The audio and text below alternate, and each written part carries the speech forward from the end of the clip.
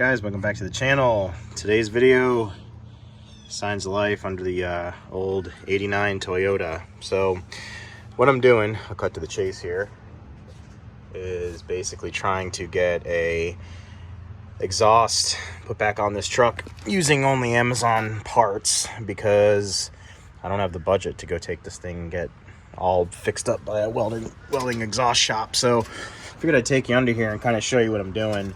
Previous owner on this truck went on ahead and decided to delete the second oxygen sensor off the car, cut out the catalytic converter, and weld it directly to the muffler. And anybody that knows these 22RE engines knows that they need all sensor inputs to run right and burn the correct amount of gas. And with gas prices the way they are, I don't want to waste any fuel. So what I'm doing is basically adding a catalytic converter, adding a new muffler, because this muffler has seen better days. It's got some pinholes at the bottom. And I'm trying to piece it all together with Amazon parts. So this is happens to be a 2-inch exhaust. So I bought this universal catalytic converter off of Amazon. It's got the bung on the back of the catalytic converter for the second O2 sensor that I need to add to this truck. That's still not here yet. Thanks, Rock Auto. So that goes there. The upstream, or the primary oxygen sensor, goes here, which I have. And if anybody's wondering, these bolts that the oxygen sensor gets bolted into with are always famous for doing this kind of stuff. And the way I got these off was a vice grip and some select words and a hammer. So these have seen better days, definitely original. You need to replace them with this, and I'll put some links down below in the description. They are M8 nylon lock nuts, and I believe these, man, it doesn't have the size on there. They're 8 by, don't quote me, I'll put it in the description of what the actual size is for these nuts, and you're going to need to use those to replace if your nuts are rounded out. So universal catalytic converter. Then I'm taking some of this good exhaust pipe that was on here and making bridge connections for what will be my extension pipe, which is one of these really nice flex pipes that I got off Amazon. Really nice quality. I don't have a full-length piece of pipe, I don't think, that I can connect these two with, so I'm gonna go ahead and use this extension pipe. Plus it gives me some leeway to re-weld a hanger on here that goes over here. So this is what I'm doing. So I'm gonna see if all this stuff kind of goes together well, and I'll do a video starting it up and you guys can hear it, and I can put some part numbers down below so you guys can do a O2 sensor back custom exhaust for your 89 Toyota pickup. Okay, here we are underneath the truck. Got it clamped in the back. Of course, it'd be better if it were welded, but I don't have a welder. So we're trying to do this with Amazon parts and no specialty tools here, except for a nice bandsaw that I have to cut the pipe. But here it is, all done. All the critical components installed back on this old Toyota.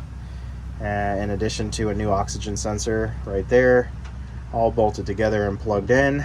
And I have run the truck already and verified that it did clear the first code. So now I just gotta wait for my second oxygen sensor to come in, which is post cat, which will go over here on this bung right here, and that'll help it run way better and not as rich, and we'll have 0 error codes. So this is the whole shot. And yeah, by the way, again, trying to stick with the Amazon thing, this is a roll of their coil strap with the pre-drilled holes. This stuff is a lifesaver. You should always, even if you're not working on cars, just have a roll of this in your house. You'll never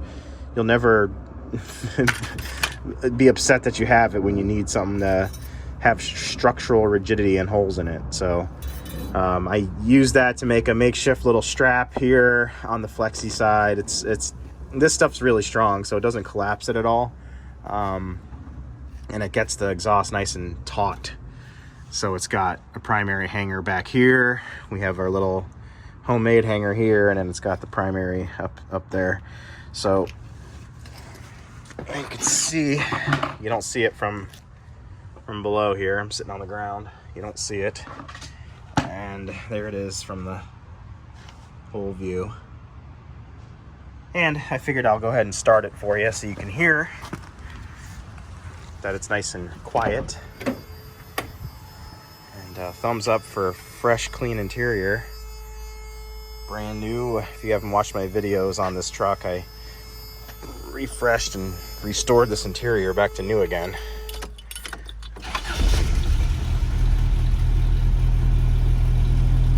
So we're reading the codes here, and it's going to throw a code, I believe 27.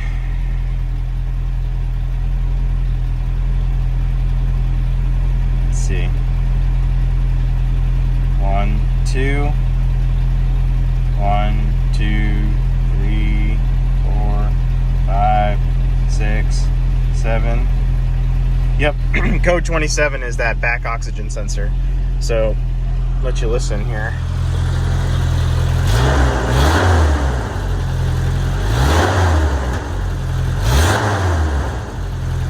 See, it's running a little rich. So, once I get that fixed, all the check engine light stuff will be done. And it'll be good as new. So that's it, guys. I appreciate you watching. You know, it's just kind of one of those things.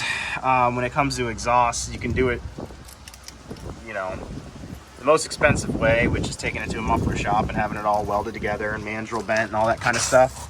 But honestly, the cost on that is, I got quoted anywhere between $700 and $1,000.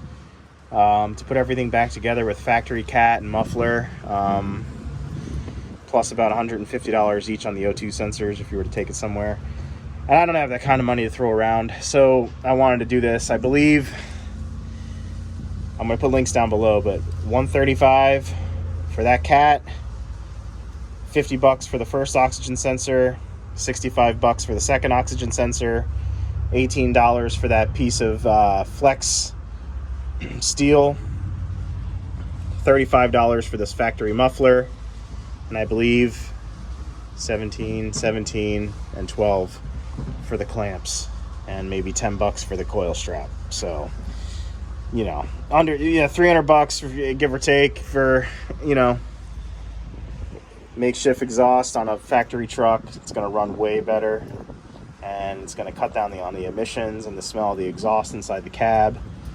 Better for the environment, and just run way better. So yeah, guys, thanks for watching. I'll get you in the next video.